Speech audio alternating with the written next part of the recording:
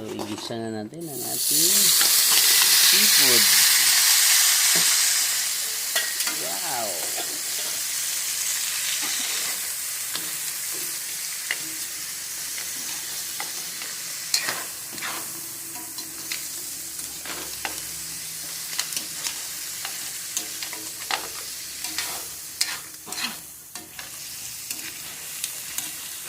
Seafood.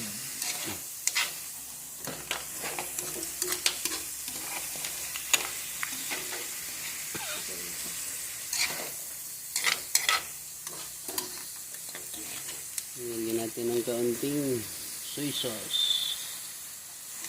Oops.